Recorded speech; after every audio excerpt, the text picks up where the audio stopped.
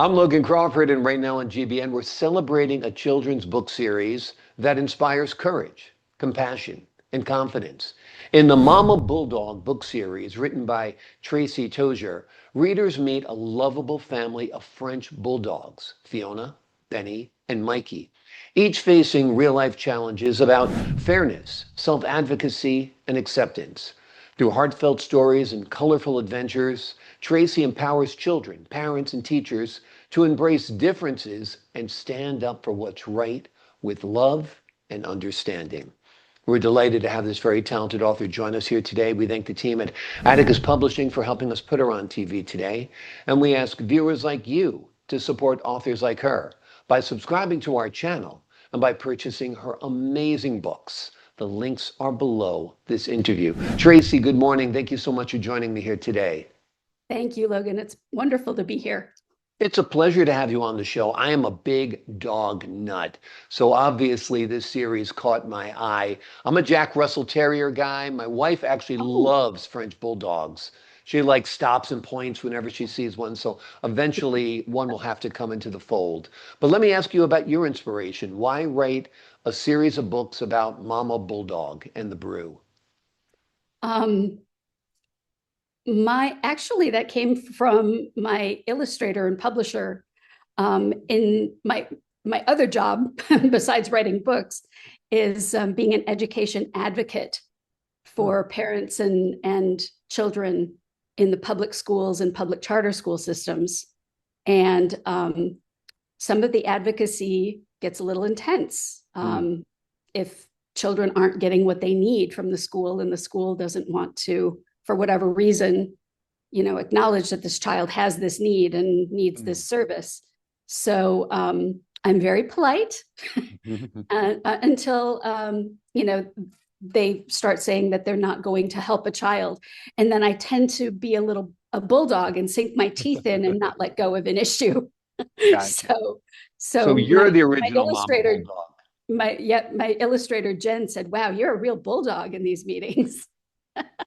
Wonderful. So your work in advocacy led you to create a series of books that are basically about empowerment and advocacy, and done in a way where it's approachable to children, parents, families, and schools. Yes, my work in advocacy was actually inspired from my real life raising the real Fiona and Benny. Okay. Gotcha. Okay, wonderful. Talk to us a little bit about book one, Benny Speaks Up. Talk to us about the motivation, about Benny's story, finding his voice, and so forth. Yes, a lot of children actually have a self-advocacy goal on their individual education programs. And I wanted to teach parents how to teach their children, even in elementary school, that it's okay for them to advocate for themselves, even with their teachers and their administrators, even if they're a little bit intimidated by that.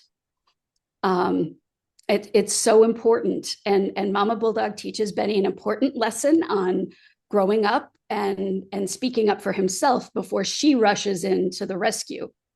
Right. Which we tend to do today. We hyper parent, right? We don't want our kids to fail. We don't want our kids to struggle. And that failing and that struggling is what makes us grow, right? Totally. Yeah. You mentioned before the real life Fiona and Benny. Tell us about them. Yes. My daughter Fiona is now, well, she'll be 28 years old this month. And she was diagnosed with autism herself at age 25. I think Ben was, so intense in his autism and his needs that Fiona was able to mask her own symptoms. And she always had friends. She was always in band and swim team and went to dances, did all the things. So I never thought, every once in a while I'd go, that's, you're acting kind of like your brother right now. But, it never really lasted very long. And so I didn't think anything of it. And we discovered when she was 25 that she actually has autism herself, but she struggled with dyslexia through school. And the story in Fiona Speaks Up where the principal says that she's going to take Fiona's 504 plan away, which is a plan for just in classroom accommodations that can help a child, like extra time on tests, separate setting, sitting close to the teacher, things like that, were very important for Fiona, especially since writing took her an extra long time. And I did go to the superintendent of the school district, who arranged for her to be evaluated by the school psychologist, and she was able to keep her 504 plan. So that story is taken right out of reality. Amazing, amazing. So you've got Benny speaks up and Fiona Mhm. finds what's fair, correct? Yes, yes. And that's what Fiona finds what's fair, introduces us to Mhm. lessons on fairness and inclusion. Tell us a little bit about that. Um, Fiona finds what's fair is about teaching parents and children and teachers and administrators, because sometimes they're the hardest ones to reach, that getting accommodations in the classroom is not giving children extra special advantages over their peers, which is often something that you hear even today, in schools from teachers and administrators. It's really leveling the playing field so that they can access their education and have the time and space that they need to show what they're capable of.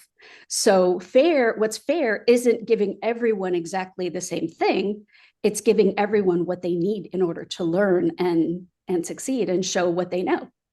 And that's an important lesson because we are equal under the eyes of God and the law, but Yes. we aren't all equal in abilities and capacity. And one person one time told me that we're all running a race and we have bricks in our backpack. Some people have 1 brick, some people have 10 bricks. I always thought that was a great, metaphor or analogy or whatever to explain the differences in human beings and the different needs that they might have to make things fair. Is there a real life Mikey too? There was a real life Mikey briefly. Um, when I went to write my third book, which was very requested by my colleagues at the Council of Parent and Attorney Advocates, um, I needed another child. I couldn't make Benny autistic because he has a little bit of specific learning disability in math. And Fiona had a specific learning disability in reading.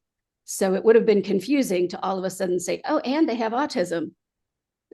So I was talking with Fiona and I said, I'm going to need a third kid. What am I going to do? And she said, well, Mom, what about Michael?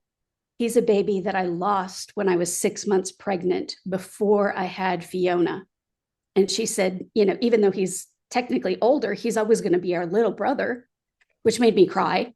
Right, I'm sure. I'm and sure. and so Mikey was given the profound autism, and he joins the family, and everyone has a lot of strong feelings about what it's like to live with Mikey and take Mikey out in public and have him at school or in the park.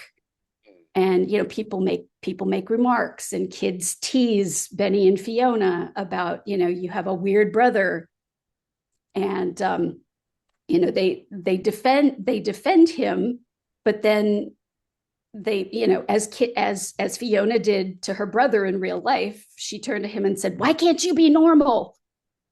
And first of all, It's what's a lot for normal? children to deal with when they have a sibling with special needs. Yeah. Absolutely, especially when he didn't have anything obvious like Down syndrome or Right. cerebral palsy, where people go, oh, that child has Right. a little something something. Yeah.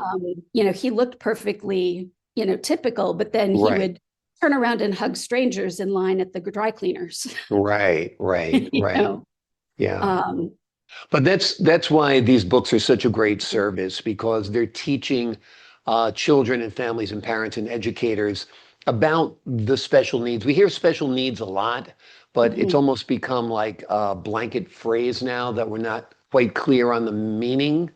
But right. Mikey's a guy with special needs. His behavior isn't average or typical, as you say. I'm going to avoid the word normal Normal, like you right? did. Yeah, but it's Yes. different. And people have Mhm. to understand that there are people who have learning differences, different abilities, and different ways of expressing themselves as well, right? Right, right. And the book gives parents and children some very basic tips and tricks for how to speak with Mikey in a different way that helps him to respond um, better to suggestions that it's time to do something, or um, let's not, let's do this Yeah. instead of that. Using positive language, but being very declarative. You never ask an autistic child, "Hey, would you like to join us for story time in the circle right now?" Because especially my son would go, "No, thanks. I'm good over here." If you're I, asking a question, he's going to answer right, the question. exactly, exactly. So it should be more of a command. More Come of an, join us. yeah, come join us. It's time to let's go now. Yeah. Things like that. With a Yeah. lot of children, it needs to be almost a forced choice. You can either have your spinach tonight or your broccoli tonight. So they're choosing between the two things you want them to do. This is Right. kind of similar to that. Let's talk Yeah. about the reaction of readers, especially parents of children with IEPS or 504 plans, and how they've reacted to your books. I've had a lot of very positive feedback from parents and a lot of requests for new books. In fact, my next book will tackle the subject of ADHD, Mm, which it seems like almost every other kid has these days. yeah. Um, And will and you, and parents, you'll invent a new child for your ADHD book or, yes, we're going to explore a new family. And one of the characters will be a Jack Russell Terrier. oh, there So you there you go. go. That's my breed. There you Wonderful, go. wonderful. Well, I Yes, think you're they're kind of smart the focusing on breeds that people love because mhm, it'll help capture the imagination of the families. I mean, like I said, my wife stops right. and looks at, bulldogs, and I stop and look at every Jack Russell Terrier and own a few. So that's Yes, great. That's great. Um, yes. And yeah, go parents ahead. parents need to feel seen and supported as well, because it Yeah. can be very isolating. You're not invited to the play dates if you have the kid who, pitches a huge tantrum every time it's time to leave, or, gets into altercations with the other children. So it can be very isolating to be a parent raising children with special needs. And I wanted the parents to feel seen and supported as well. Yeah, and tough on the siblings too. Yes. When somebody has special needs in a family, no matter what that Mhm. need is, everybody's impacted because, mom or dad are sometimes more focused on the one child who isn't performing at their, milestones and so forth, right? Mhm. Absolutely. And um, in Benny's, or in Mikey Can't Help It, Right. Mama Bulldog actually finds a psychologist, and the whole family goes for therapy with a psychologist Mm, who did Mikey's testing. And she helps the family by giving the children, Fiona and Benny, permission to use the word autism or autistic to explain their brother's behavior. Because even if people don't have any experience with autism directly, if he does something and a child feels embarrassed, they can say, "Oh, excuse my brother, he has autism," and it takes any shame or embarrassment for the child out of the conversation. his books are wonderful. They provide so many great tools, so much understanding, and so much empathy for people who do have special needs. I think it's wonderful. I think it should be read, of course, by people in the special needs community, their family members, and of course, people who are just everyday average students. They need to know what's going on with their peers, what's going on with their neighbors. And I think you've done a great service here, Tracey. The name of the Thank book you. is the Mama Bulldog Book Series. Mhm, It includes Benny Speaks Up, Fiona mhm. Finds What's Fair, and Mikey Can't Help It. And soon another book is coming as well, and that will explore children with ADHD. And of course, another great service for our readers and viewers out there. Together, these books remind us that every child deserves love, understanding, and the courage to be themselves. Tracey, thank you so much for joining me here today. Thank you for having me, Logan. It's been wonderful. It's been wonderful speaking with you as well. I appreciate the wonderful work you've done on these books and the great gift they are to our society. To the folks at home, I'm Logan Crawford for the Global Book Network. So long for now.